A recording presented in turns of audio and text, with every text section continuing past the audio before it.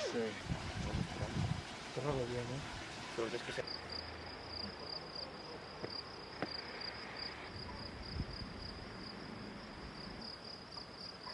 On estan les vaques? Llego i després anem posant trossets. Va posant pels costats. Es posa pels costats. En el fum, noten el fum, comencen a omplir el seu pap. Doncs Víctor, si et sembla, tira per aquí sobre, menja una mica.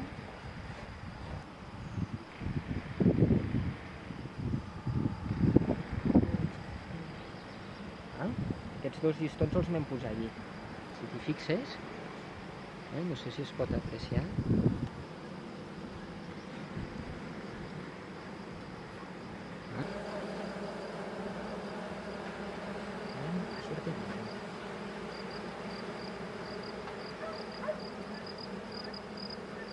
Deixa'm un segon. Queda bastant fort, no? Sí, de moment es veuen molt tranquil·letes. Perquè són alumnes que ja estan acostumats a treballar en projectes d'aquest estil.